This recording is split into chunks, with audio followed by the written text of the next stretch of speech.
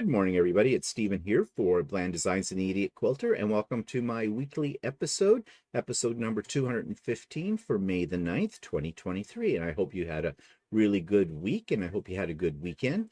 The weather here this past weekend was not bad, but today, and as you can see, I'm getting a lot of sunlight through my windows over here, so it's casting a glow on my side of my head. Yeah, it's a heavenly glow. Yeah, you know that.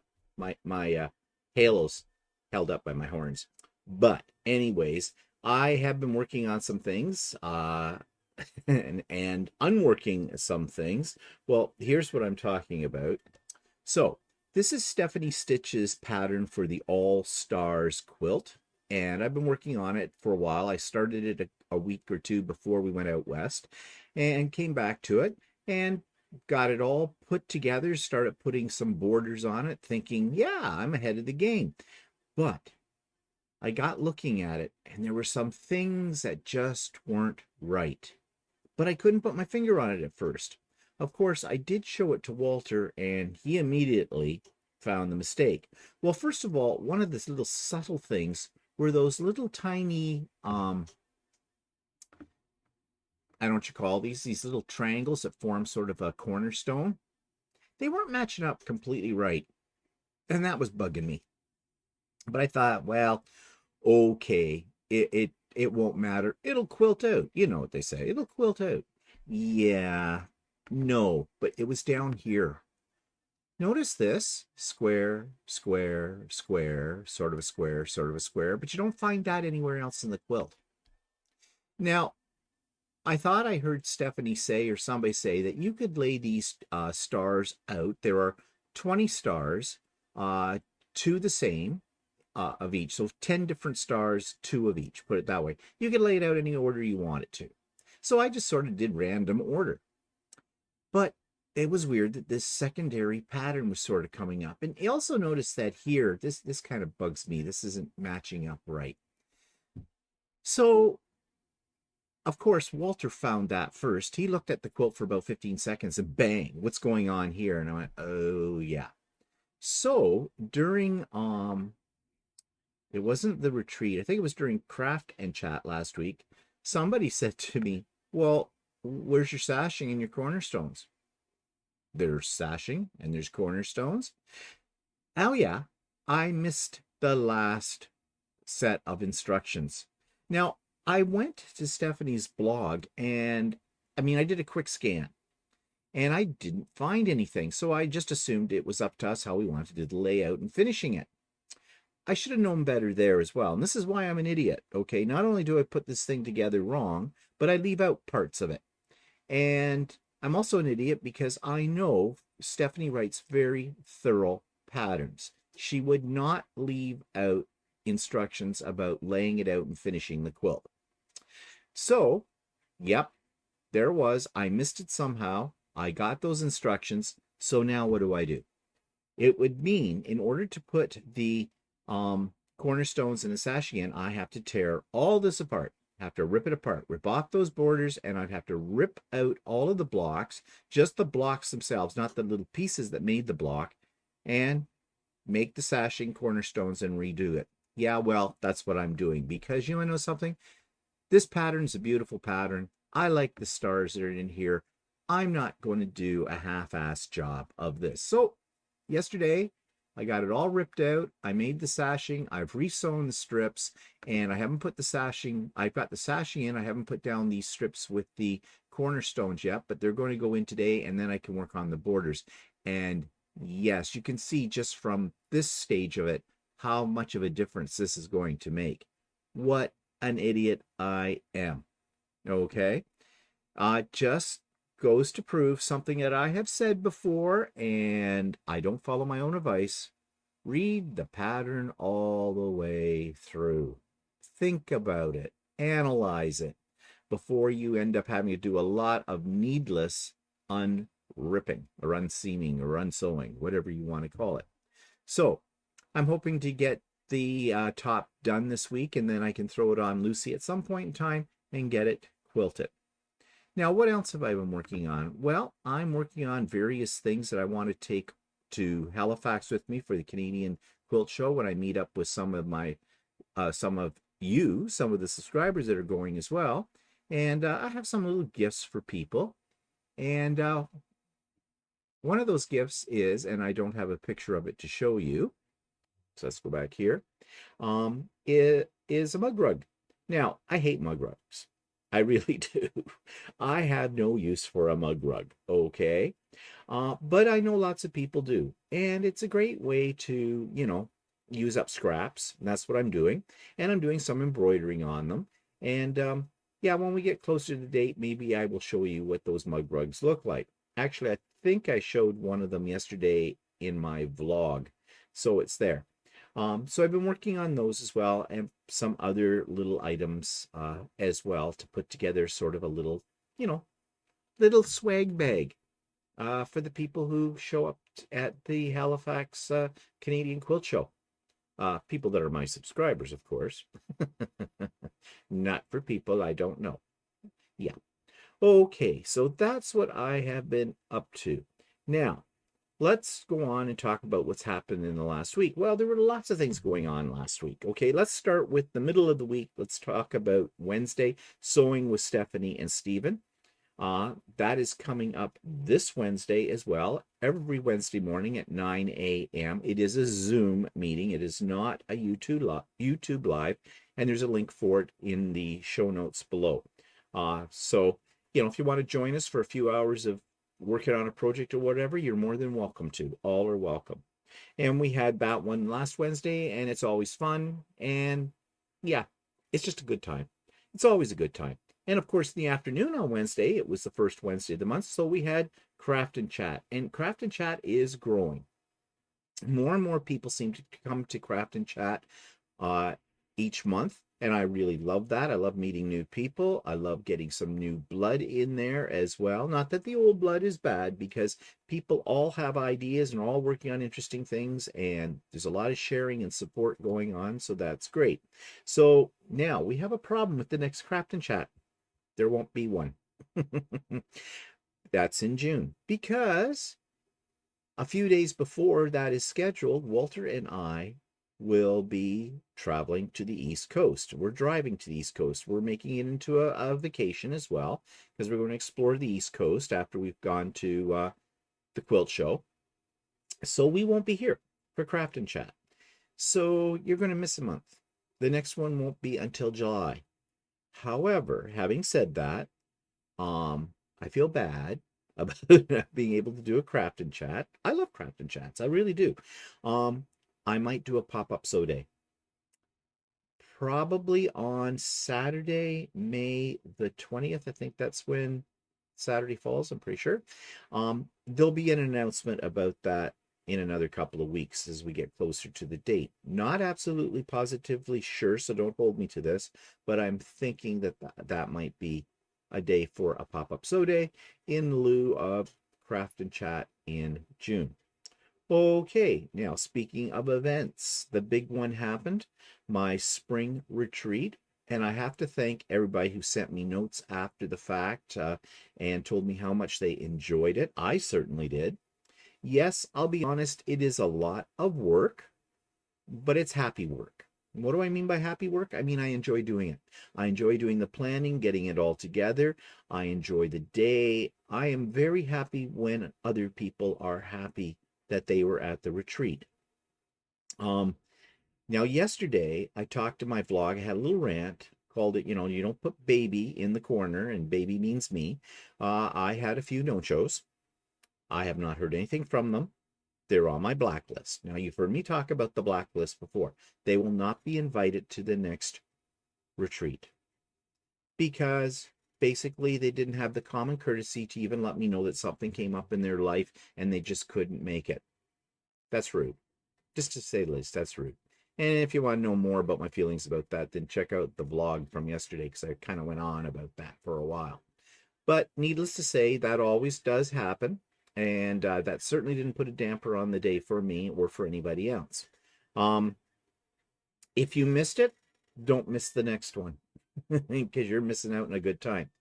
The next one's going to be sometime probably in October. I have not finalized the date for that yet, but when I do, I'll be letting you know about all of that. If you want to be on any of my mailing lists, like the Pop-Up Sew Day and the Craft and Chat, those are usually the lists that I send that announcement out on. But I also will put the announcement here as well for anybody who's not on the mailing list. Now, I'll tell you right now, the people that were at this retreat get first dibs. They will get the announcement about a week before I make it public knowledge and open it up to other people to, get in there, to say they want a spot reserved for them. And then I'll open it up to everybody else. I wish I could make it even larger. I mean, I was able to open it up to 93 people. I had 88 in total, like after the no-shows and that, all that kind of stuff.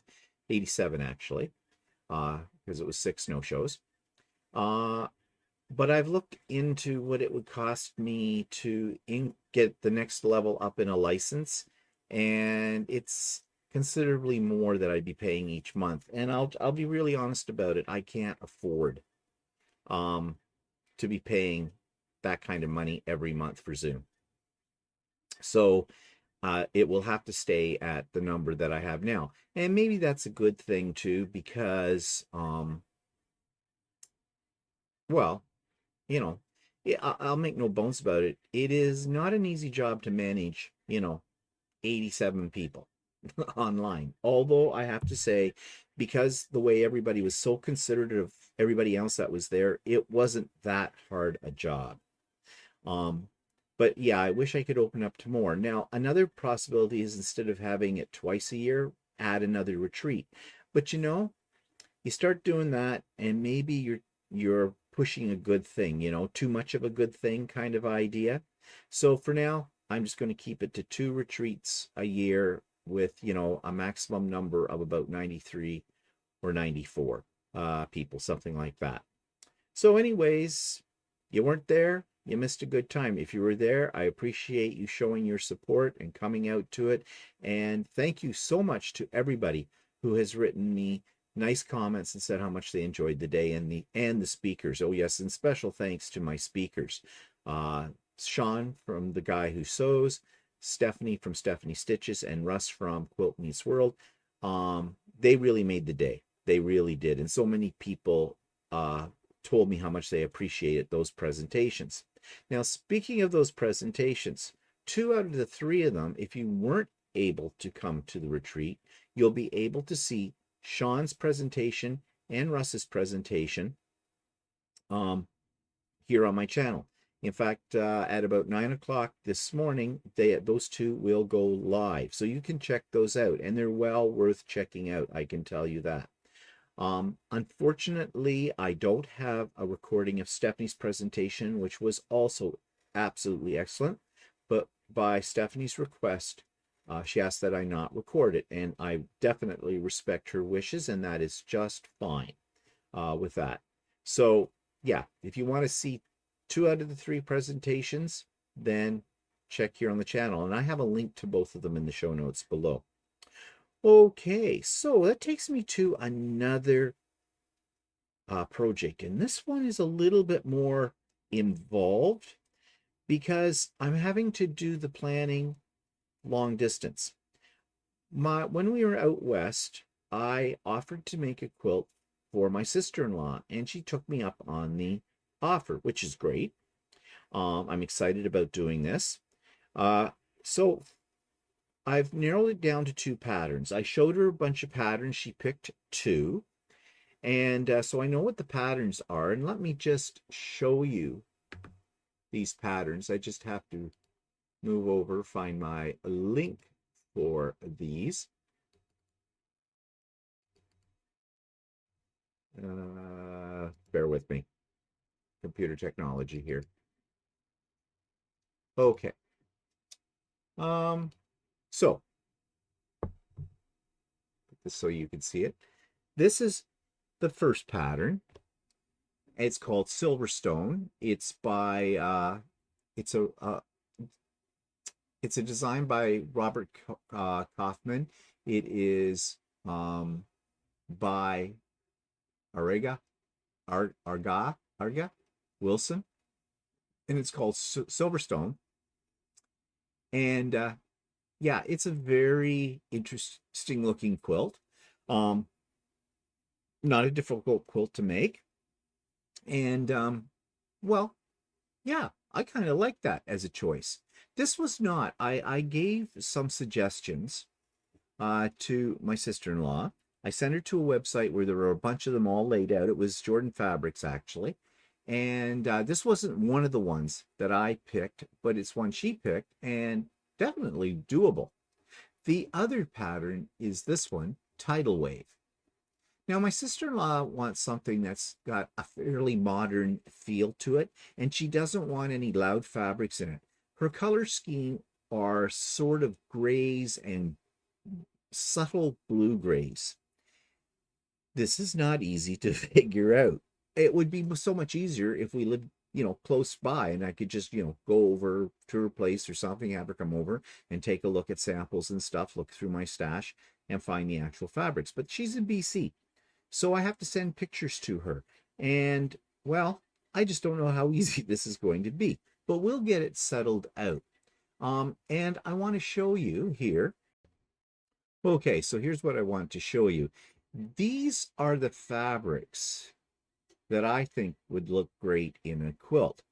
I'm not sure if she's going to like these. This is Chroma from Northcott. I love Chroma. I have a bundle that has a fat quarter of everything in the line. So I pulled these ones because of the blues and the grays, and these will all go together well. I sent her a picture of these fabrics yesterday. I haven't heard back yet. And I said, if you like this fabric, pick 4. And that's the 4 I'll work with. Now, of course, obviously, to make a quilt, there is not enough in these fat quarters to make a quilt. But I'll go over to Ultimate Sewing, my local quilt store, and they have Chroma on the bolt, and I'll buy yardage in whatever 4 colors she likes. Now, I'm also thinking, I don't know, if I don't hear from her today, and it doesn't look like I probably will, and I want to go over to the quilt store today, I may go over and buy 2 meters of each one of these colors on the idea that she's going to like this. If she doesn't like it, it doesn't matter. I like them, so I can make a quilt from those. And while I'm over there, maybe I'll take a few pictures of some other possibilities and send those off to her. The thing about sending a picture is, although this one right here is pretty accurate, it depends on your monitor. It can do a bit of a color shift, as most people know. So, yeah, we'll see. And once she has picked the fabric, then I think what I'll do is I'll make a block from each of those 2 quilts. And I'll take pictures of those blocks and I'll send those to her and say, okay, so now here's what the blocks would look like.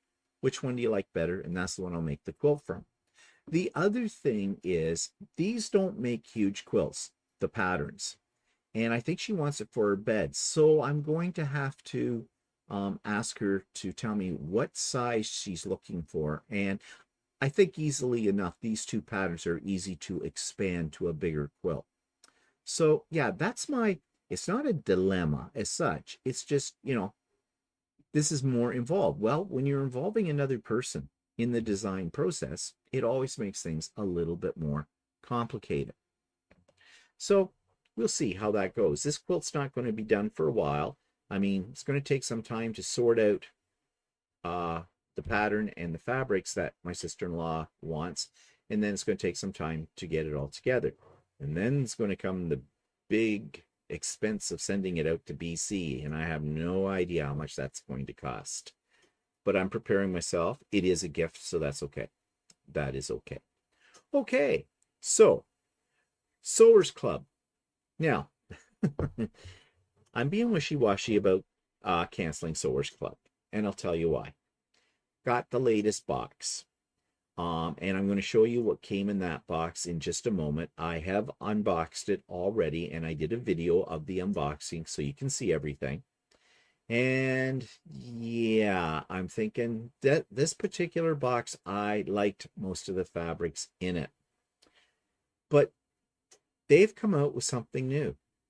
They've added another box to their collection, and the new box will be, you can pick, I think, 3, 5, 7 half yard cuts, and you can switch over your like stash builder box or whatever to this, which I have done already.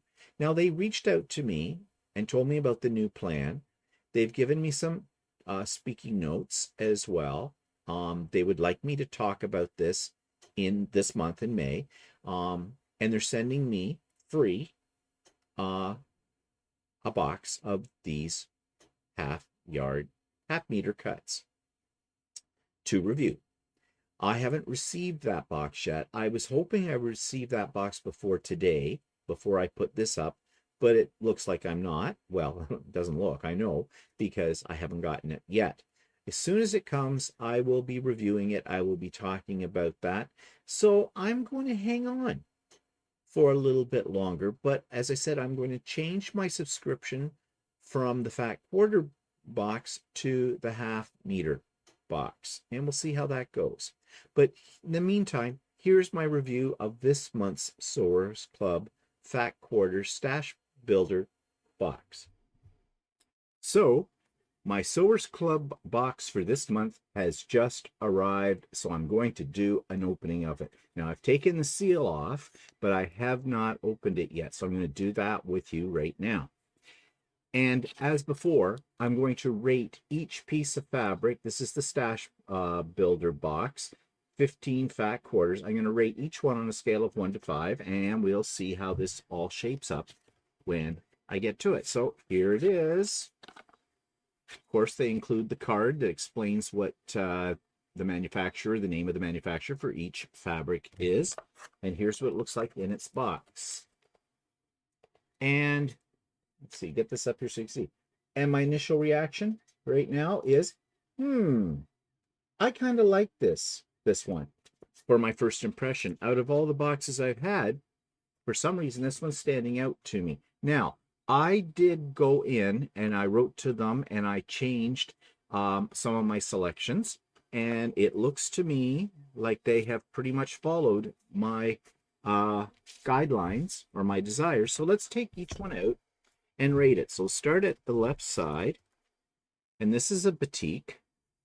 Now, I have had some of this batik before, but I'm loving this. It's in a color wave that I like. Now, I put in that I didn't want any florals. I got a floral. I'll let that go, okay, because it's a batik. And so I did say I wanted batiks. So, you know, they erred on the side of the batik, and that's okay with me because I like this one. I'm going to give this one a 5 out of 5. So we'll put that in the 5 out of 5 pile over there. Next one is a mottled one. It looks like it's canvas, yes, by Northcott. I have used this fabric many times in the past. I love it. It is a go-to fabric for me. It's in purple. I like purple. So yeah, this one is definitely usable as far as I'm concerned for my aesthetic. So I'm going to give that one a 5 out of 5 as well.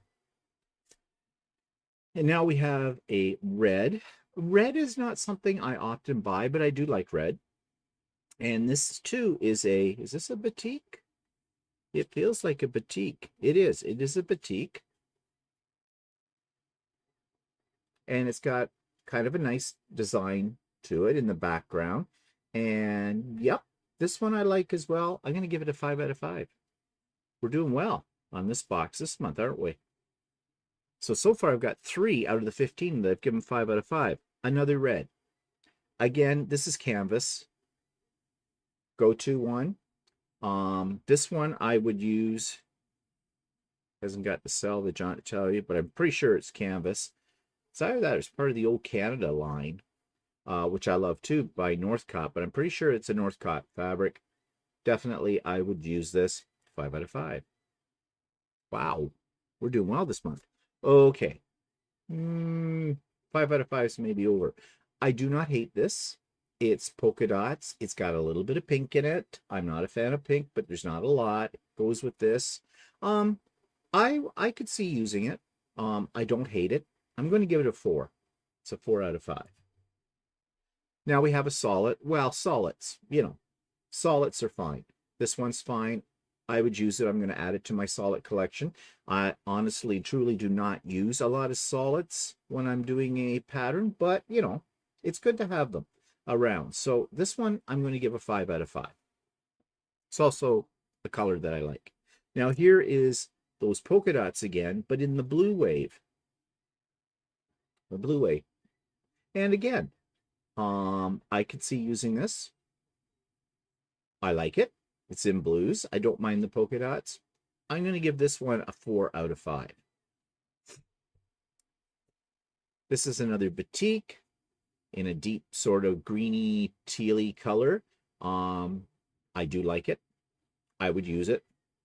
I don't have a lot of green in my collection, or this shade of green or teal, whatever way you want to call it. But I would definitely use it. That's a 5 out of 5.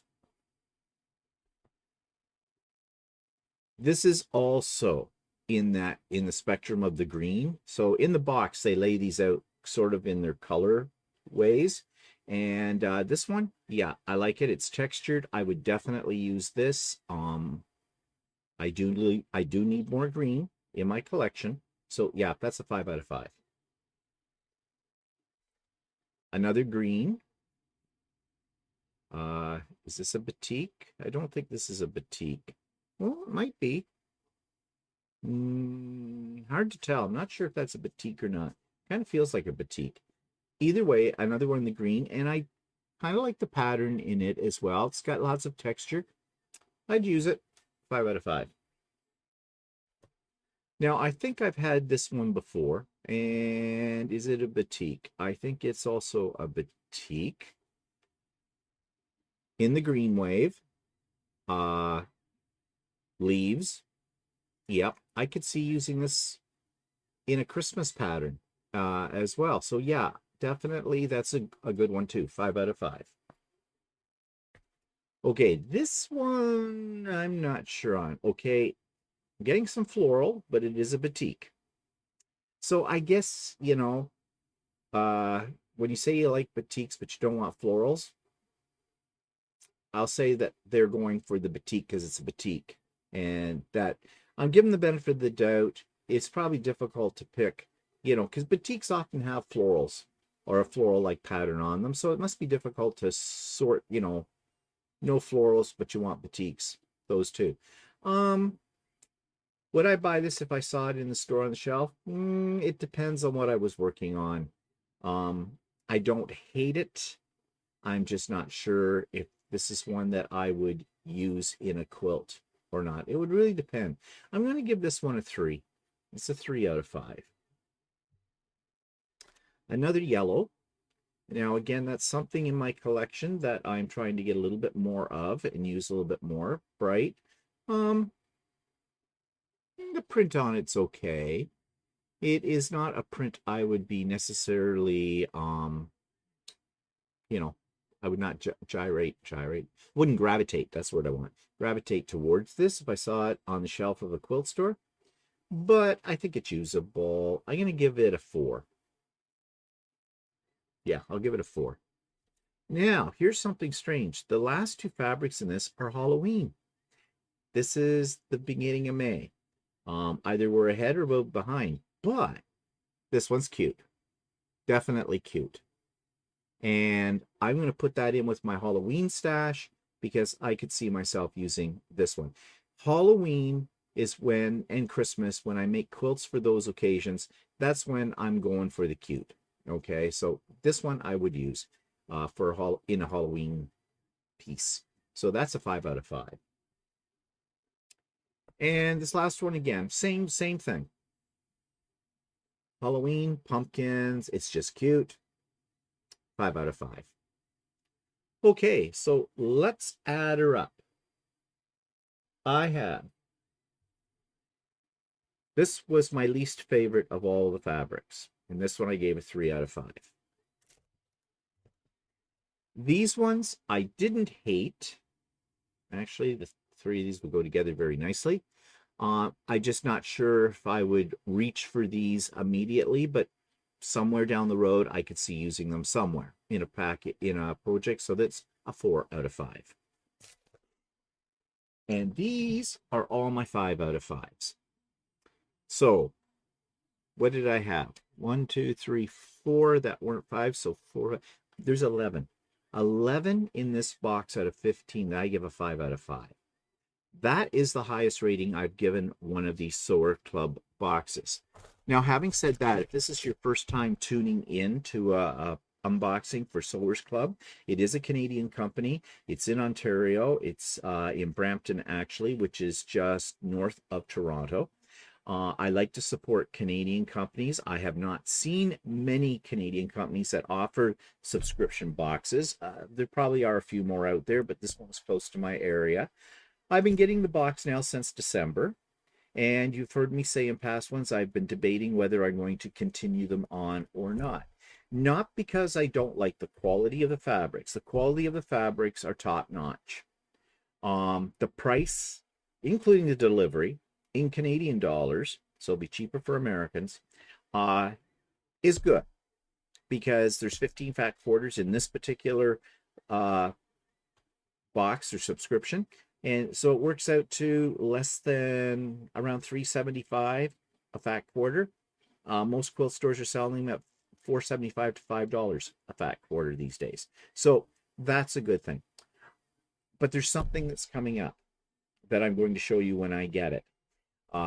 They're sending me a new box, which instead of fat quarters is half meter cuts. And I believe they're sending me the one that's the 7 half-meter cuts, which works out to approximately the same price as this box, the Stash Buster box, which I'm so about the same price. And they're sending it to me, and they're asking me to review it, and I will. And that's coming, I don't know, probably that won't be here in time for when this video went up, but the next week probably. And then I'm going to tell you all about some things that they have done that have improved their website. And yeah, so I'm sticking with them. I think there were some growing pains at the beginning of this. This box that I just got, I am impressed with. So if you want to get in on this, and they have several different boxes, then your first subscription box, and you can cancel your subscription at any time. Okay, that's an important thing. You're not locked in. And they have them in various price ranges and frequency of when you'll get them, which is nice. So there's a lot of flexibility with this particular company, which is called the Sewers Club. If you want to try them out, I have a coupon code. It's my name, Stephen with a V, and you'll get 30% off your first box. So you might want to check it out. And as I said, you can cancel at any time. Okay, so stay tuned. I will show you when it arrives what the half meter cuts box is all about. Okay, so at the retreat, Stephanie talked about judging quilts because she is a quilt judge, and it was very, very informative, and it generated a lot of discussion and a lot of questions as well, which was a good thing. But I did get an email from Maureen. Maureen is one of my subscribers in Sydney, Australia, out in Australia. I'm not sure if she actually lives in Australia, or in Sydney, but she lives in Australia. And she wrote me a very detailed email about judging and how it's done in Australia. And I thought this was very interesting, and I thought I'd share it with you. And Maureen said it was perfectly all right with her for me to do so. So I'm going to read you her email. She goes, "Hi, as I live in Sydney, Australia, the time difference is impossible for me to even try to come to your live events. I was hoping that Stephanie was going to record her presentation, as I would have liked to compare it with the way we judge in Australia. I have been involved with the judging at our North South Wales state show for many years. We always have 3 judges, one of which comes from another state.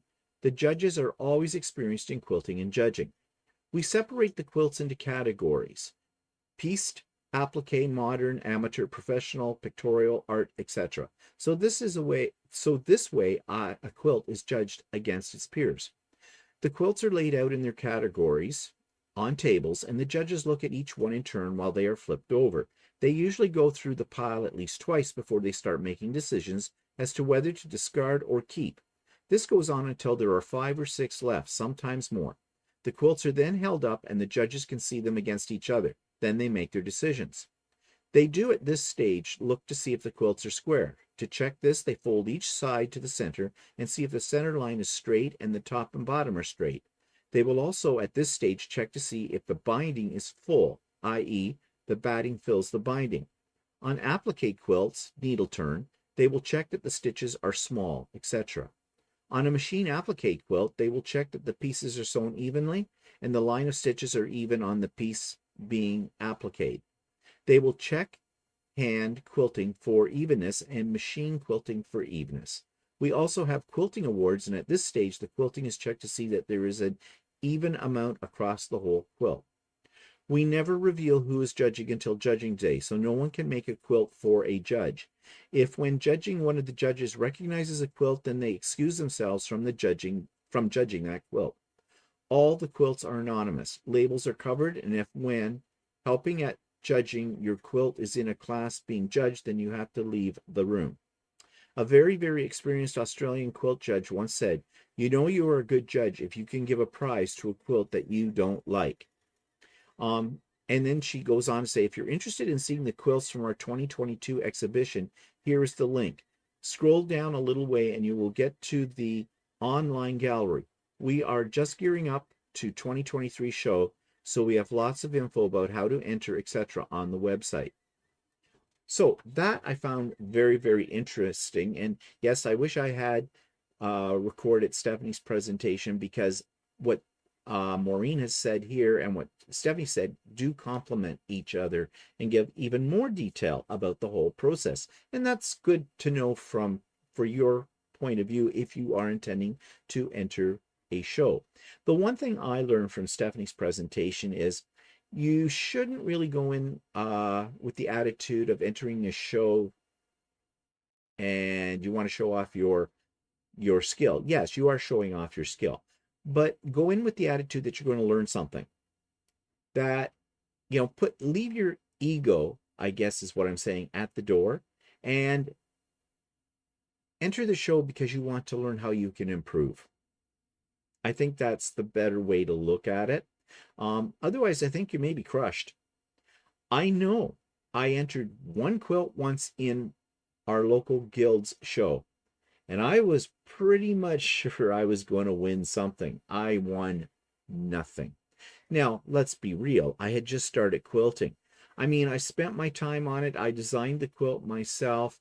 I thought it was a beautiful quilt. I still think it's a beautiful quilt. It hangs in my bedroom, where I see it every day, but I didn't win anything.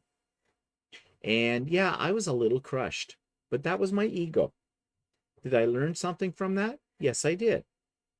Will I enter other shows? Probably not. It's too much pressure.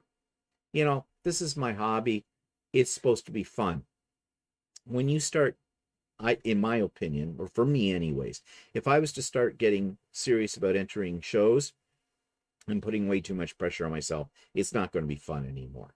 So yeah, I'll leave that to the other people out there that enjoy that kind of thing. And there's nothing wrong with entering a show if you enjoy it.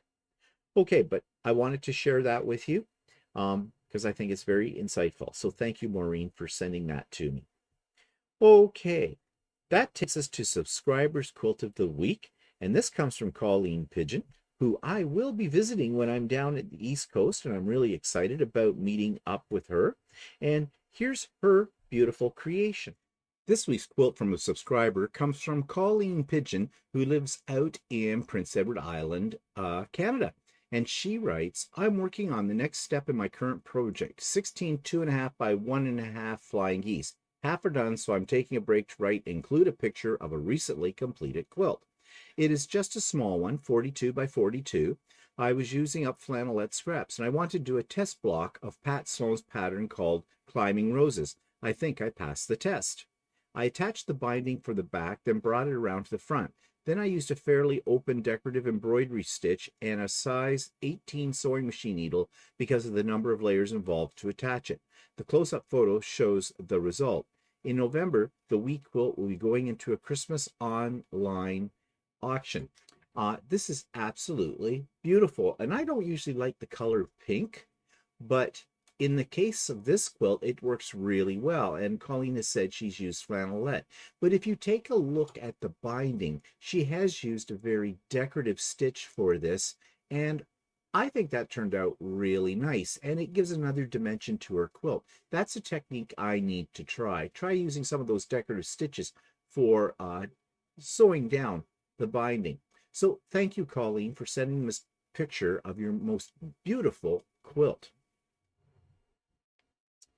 So I really do want to try on one of my quilts, maybe on a small project first, like a table runner, but that whole idea of using a decorative stitch when you're tacking down the, sewing down the front part of your binding on your quilt, because I think it really adds a nice dimension to your quilt. Okay, so that takes me to YouTube of the week. This one's a little different. It is a male quilter. I don't think it's very recent. In fact, it looks like he hasn't posted anything in 2 years for one reason or another. I don't know. But I'm attracted to it because he is a male quilter.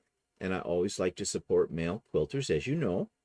And there's some really interesting things in this on this YouTube channel that I think you should check out. This week's YouTube is a little unusual because I found this by accident. I was out of YouTube channels that I watch on a regular basis to review. Thought I'd see if I'd find something new, and I did, but this is really not new because this particular YouTube channel has not had a video up in, the last couple of years or even longer. I'm just looking here to see the latest one. Oops. I haven't worn a bra since. Okay, that's not what I wanted. Sorry about that. This one, the latest one on here was 2 years ago. And what it's called is Quilt with John Flynn. Now, of course, the reason I was attracted to it was because it features a male quilter. And you know how I love to look at YouTube channels that are done about quilting, done with men. So I thought I would check this one out. The videos are interesting. He does some hand quilting and some trapunto. There are not a lot of videos on this channel, and I guess maybe he just got tired of making YouTube videos or whatever. I know nothing about this person, but if you're into hand quilting and machine quilting, he does have some interesting videos. A few of them, not a lot, but you might want to check it out. Now, I'm not sure yet what these ones with in the studio with Kate. I'm not sure who Kate is. In fact, on this one about machine piecing, the person actually doing this is somebody by the name of Kate. So I'm a little confused why this is coming up on his channel, because it looks like it's somebody else's. So yeah, if you want to see something with a male quilter who does, you know, by hand quilting, then I suggest you check this very curious YouTube channel out. And so that takes me to a future project, and this one is a pattern by Chelsea Stratton of Quilting Life. And you know how much I enjoy doing Chelsea Stratton patterns. I really like them. I've done several of hers, and this is one she's come out with that as soon as I saw it, it screamed Christmas quilt to me. It doesn't have to be a Christmas quilt, but that's immediately what it said to me, and so I bought the pattern. It's called Regal Pines, and well, here's what it's all about. This week's future project is a pattern by Chelsea Stratton from Quilting Life. I've done many of her patterns before and I love them. And this one, when she has just released, and when I saw it, I thought Christmas. And it's called Regal Pines, as you can see here. Let's do a little bit of a close-up. This is available on her Etsy store, or you can get it from the Fat Quarter Shop. And I have a link to the pattern in the show notes below. And I just think it's a really great pattern for Christmas.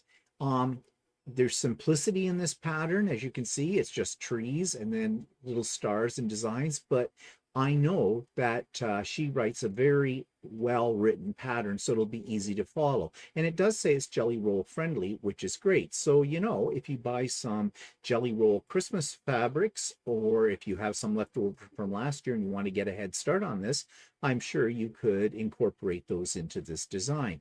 So I'm really looking forward to making this as one of my Christmas quilts for this year, and I hope to get to it soon. So you may want to pick up your own copy of this, and the listing, as I want to say, for the pattern is in the show notes below.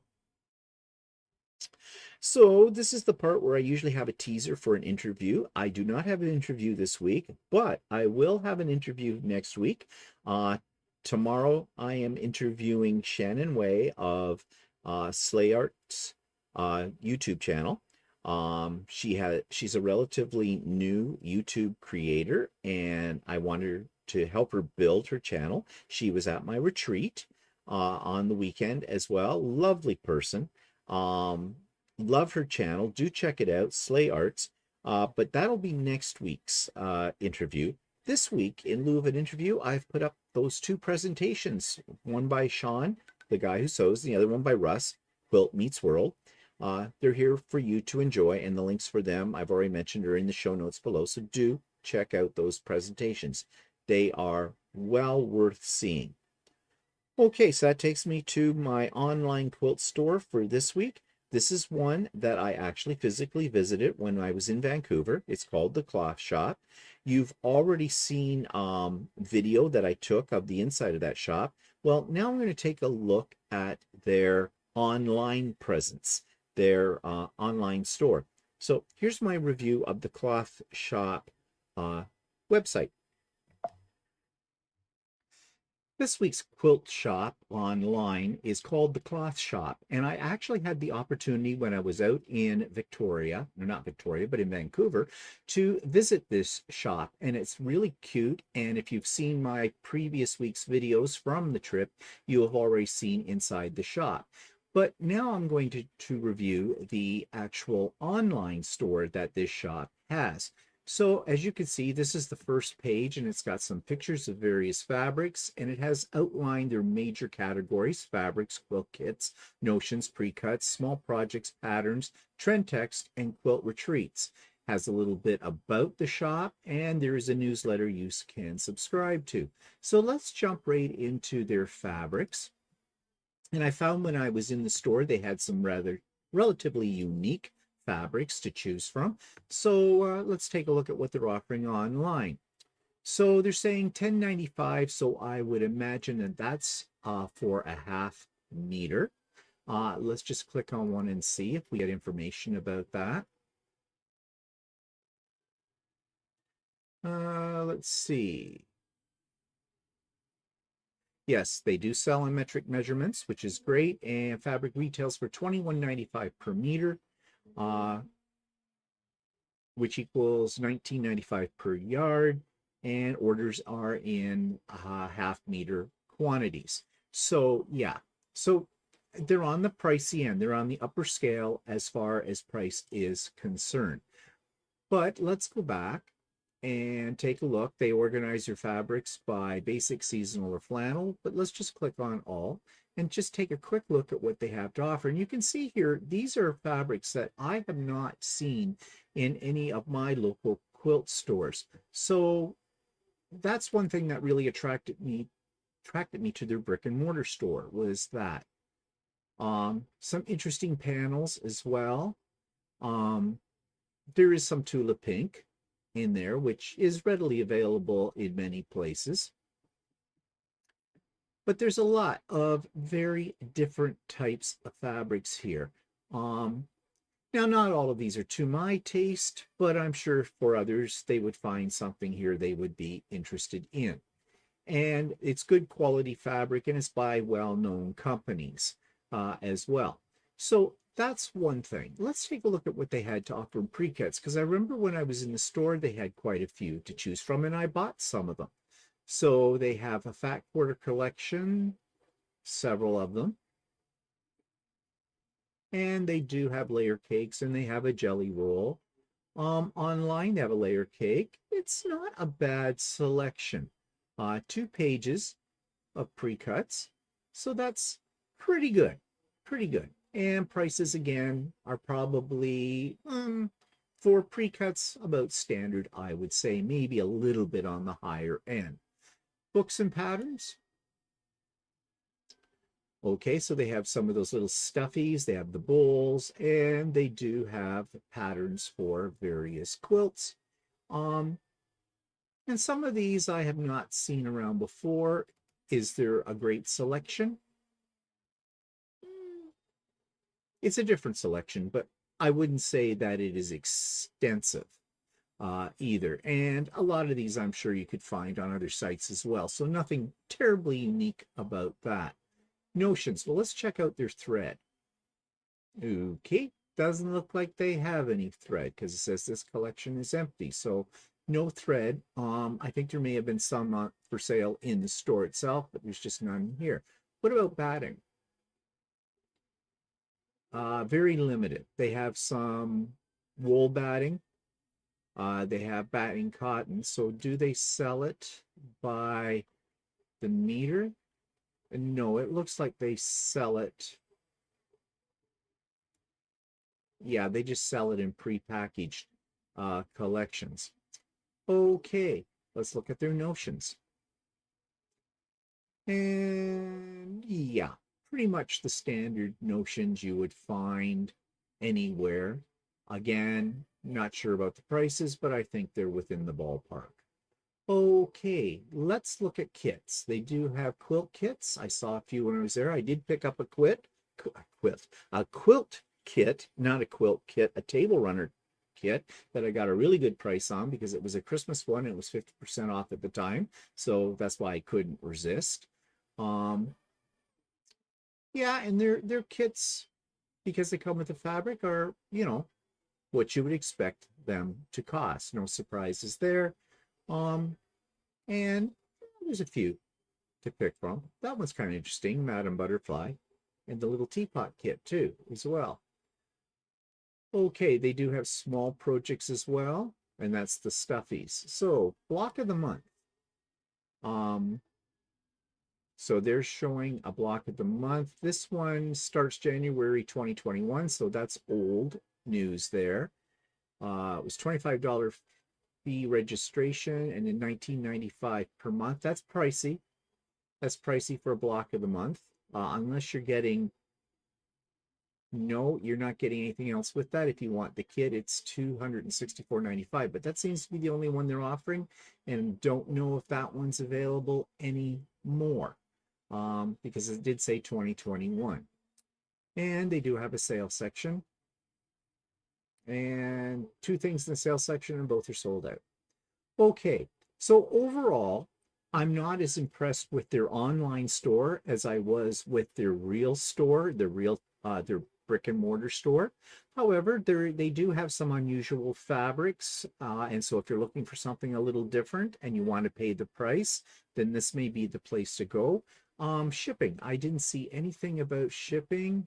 Here it is here. Let's just check that out quickly. It's in Canada. If you buy up to $30, $6 for shipping, and then it varies up to, if you buy over 100, it's $30. Doesn't look like they offer any free shipping. And in the United States, they have the prices there, and international as well. Yeah, shipping, not all that bad, but not all that great either. So overall, I am more impressed with their brick and mortar store than I am with their website. But as I said, if you're looking for something a little unusual, you might want to check this out. That's the Cloth Shop on Granville Island in Vancouver, BC. So that's bringing me to the end of this week's episode of The Idiot Quilter. However, before I go, I just want to talk about Halifax with the Canadian Quilt Show. I am in the process of getting things arranged for a meet and greet. I have had replies from some of the people that are subscribers that are going. So right now it looks like there might be about 15 of us. Some of these people are bringing other people that I don't know along with them. So I have contacted a hotel that has a really nice bar area and a patio area. They're within walking distance of the convention center. And it looks like it'll be a great venue for a meet and greet. So I have written to this place. I'm not mentioning the name of the place right yet because I haven't finalized everything. In fact, Walter and I will be staying one night at this place as well because we've changed our itinerary a little bit for the East Coast. But I'm waiting for a reply from them. I'm asking them if they can accommodate us. So once I find out what's going on with that, once I get a reply from them, I will be contacting the people that have already told me they're interested in the meet and greet, and I will be sharing those details with them. I'm assuming right now, as this goes to air, that I have heard from everybody who is going to Halifax and that are interested in the meet and greet. If I haven't, then, and you're interested, then please let me know via my email address ASAP. Okay? Time is fleeting. Okay?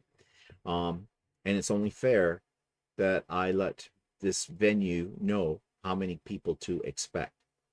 Okay, so that's it for me today. Thanks for joining me. I hope you're having a great week. I hope you're being creative, and I hope you're having sunshine like we are right now, which is wonderful. So we'll see you next time. Bye for now.